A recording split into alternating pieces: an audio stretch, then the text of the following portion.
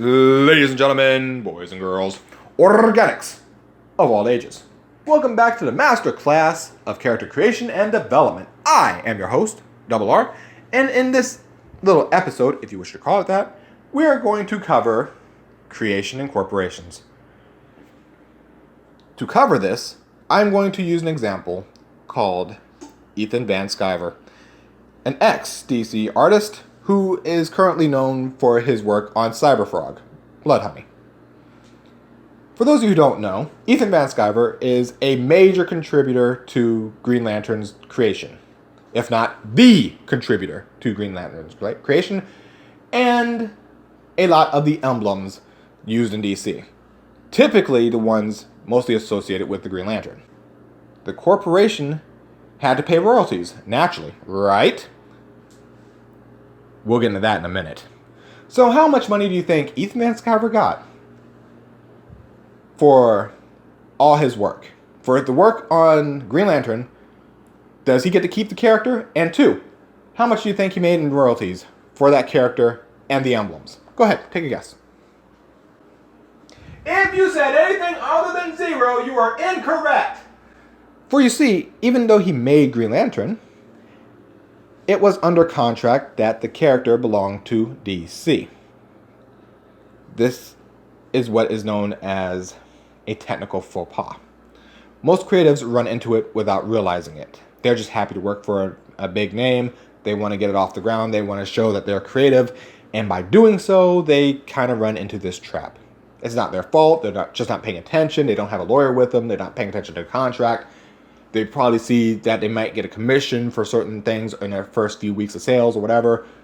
Fine, whatever. Things like that perks them up. They want to create. They want to do good. They want things to go well. And, well, things happen. This is also why Ethan Van Sciver decided not to do a GoFundMe, Kickstarter, whatever, for the new adventures of Hal Jordan, the Green Lantern. No. He understood why he couldn't do that. In fact, he may have tried it initially and got yelled at by DC with a cease and desist, and he went, okay, I get it. So he went to a character that he actually owns because either the statute of limitations fell through, or he actually made sure in the contract to cover that, Cyberfrog. Now that he has Cyberfrog and he did very well, things are going well and spiffy, good for him.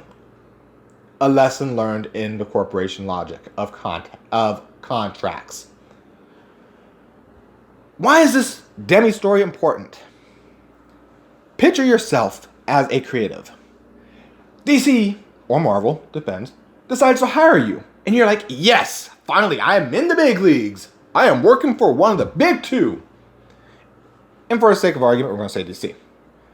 They give you the comic Batman. And you're like, oh, this is great. I have taken a course in creating characters and developing them and making them awesome. Shameless plug right there. And I've gone through all of the episodes. I know how to create a character. I know how to make them have a story. I know how to keep the lore. I know how to make them badass. I understand how inspiration is more important than appropriation. I get all this. I'll take my aspiration and my inspiration and make a character that will go well within Gotham and within the DC universe, and I will make a character that will sell the millions of copies, and I'll have the millions of fans, and it will do well. And I'll be a household name. So this happens. You make the character Lady Lesbian Latex, Lasso the Lasso. And she joins Batman in the epic battles against Gotham's Rogues Gallery. And they do well. They do wonderful. In fact, they do so well that you are asked to do a spin-off of Lady Lesbian Latex, Lasso the Lasso. And, well, you do. And in that whole series, it's taken off. It's going wild. It's taking the nation by storm. When I say many, I mean the millions of people are buying this book. You just can't make enough of them fast enough. It's going out of control. Your name is a household product. You can walk into your neighbor's house. They're asking you for autographs. They're asking you to sign books. They're asking you to sign even the Batman book that you started with, just because your autograph is that important. You are going wild. Things are out of control. It is going wonderful for you. The company is making money hand over fist. Your commissions are off the wall. It is gone nuts. You're like, well, it's doing so well, I could just leave and I can make it myself and make my own corporation and my own. I can do well. I can do it all myself. And you hop out and you go, hey, DC, I'm leaving. They go, okay. And you think nothing of it. You think nothing of this. They let me go so easily? Huh. Well, I'm not going to argue. And you go to Kickstarter. The new adventures of Lady Lesbian Latex. Lasso the Lasso. And suddenly, out of nowhere, after you make your Kickstarter, after you make your GoFundMe, whatever, you get a letter from DC. Their lawyers have contacted you. It's a cease and desist letter. But wait, did you not just create this character? Did you not make the character yourself? Did you not cover everything? Surely, by you creating the character, you have made the money. You know it was doing well. So why would you get a cease and desist letter from DC? You left them. You don't work for DC anymore. So why would DC be sending you the cease and desist letter? So you go get a lawyer. Lawyer looks over things and they go, hey, I'm going to need to see your contract with DC. So they contact DC. They bring up the contract, they show. They go, here it is. And while you and your lawyer are looking through, lawyer gets done, hands the contract back, says, I'm sorry for bothering you. Takes you off to the side, tells you to head on out. You're a little angry. Right now you're a little angry. Your lawyer just tapped. You can't figure out why.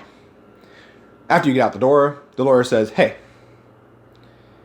in that contract, it stated plainly that whatever you created, it was property of Detective Comics or DC. Now you're sitting here trying to figure this out. You're letting your brain catch up to the situation. What does that matter? I created the character. The character is mine. No.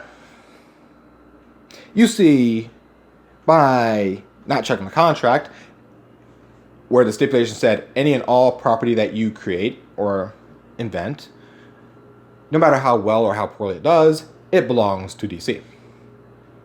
For you see, you may have created Lady Lesbian Latex, Lasso the Lasso. You may have created her. The problem was, you created it while under the banner of DC, while under this contract, and ipso facto, because the contract was still holding at the time of creation, Lady Lesbian Latex belongs to DC. So you're sitting there going, wait, that means I have to take down my GoFundMe, my Kickstarter, whatever, because these guys, this corporation owns my character?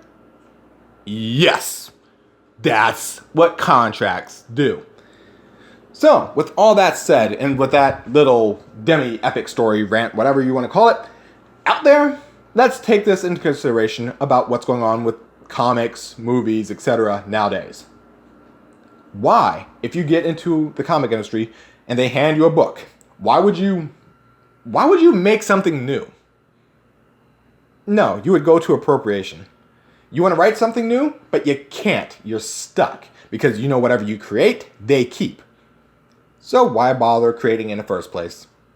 Take a character that's well known, whatever book you get, you spin it. We are going to give you Thor. I don't want to write for a guy. Do it. Alright, fine. So you get the comic of Thor. So you're sitting here for the first couple days, pouting, angered. You can't just add a character. You can't spin this to help you. There's no way. Because we add a character, they own it. They take it over. You get no money for it. Maybe a few pennies here and there. Maybe some money here and there from, the the little bonus points for the initial sales, whatever the contract says. But you don't get the credit for keeping the character if you leave the company. So why make a new character? But you want to write for a female, but you're stuck with a male character. Got it. I took the same class the other guy did. I took that same class, and I'm not going to get screwed over by this company. No. I want to push my agenda. I want to push it through a female character. Time to convert Thor.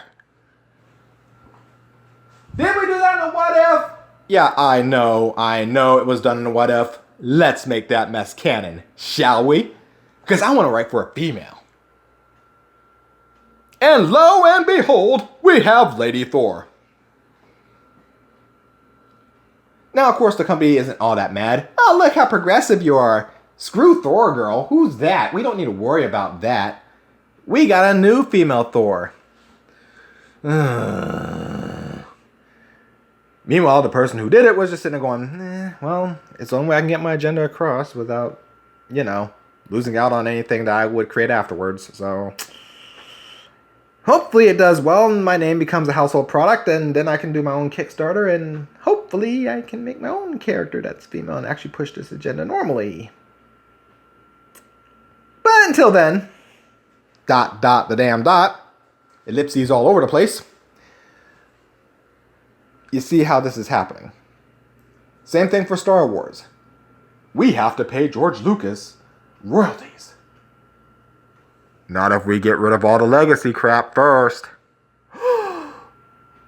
Amazing. We can end the Skywalker saga right here, right now. We end it, we have nothing of legacy to worry about, and we don't have to pay any royalties. I like the cut of your jib. I like the way that you think.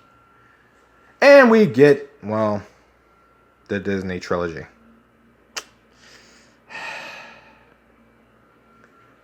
You see, in the end, companies and corporations want money. And if they can get away with not paying you commissions, royalties, or anything of that nature, they are going to make sure they don't. So if you ever sign a contract, especially as a creative, make certain, double check, triple check, quadruple check, get a lawyer and check it again. I don't have enough money for a lawyer. Then you better read real well. Because when you create something, you want to be the owner of said creation. If you don't believe that this will ever happen, ask Ethan Van Sciver about Green Lantern. Ask Liefeld about Deadpool. You see where I'm going with this. And this, ladies and gentlemen, is the major problem with what has happened to creation. You can't create anything because the company will keep it. It all comes back to money. Creatives like to be paid for their time. Creatives like to be able to go, I made this character, but if I put it out there, the corporation keeps it, I get nothing, and the best I will get to be known for is the person who made the character, and that's it.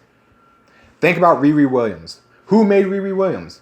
Now, before you answer that question, is it the same person writing for Riri Williams at this time? The answer is no. Remember that. A lot of the characters who have different writers, remember this fact. Batman has had many writers. Who's the person that created Batman? None of them, except for the person who made it in the beginning. You follow what's happening? And maybe his contract said there was royalties. Maybe there isn't. Maybe that person died. Then they don't have to pay royalties either way. You see how this goes. The companies keep the intellectual properties. Remember this. And I'm only stating it now as such because I didn't think about it in that light until recently. And yes, this is part of the class. This is something to consider at all times. So if you want to create something, try to get some friends, get to know somebody, do it through Kickstarter, GoFundMe, whatever it is that people are supposed to go through, and do it that way. And you have a far better chance of getting things known that way than going through, say, the big two. And I'm not saying this to be mean to the big two. I'm not saying this to be mean to any company like Disney. I'm only pointing out the fact that companies and corporations look to make money. So if they can cut out anything like that, they're going to do it. With that said, I am Double R. I'm out. I hope you picked up at least something from this class, and have yourselves a wonderful day. And for those role players, you kind of see where I'm going with already on this, but we're not going to worry about that. Later.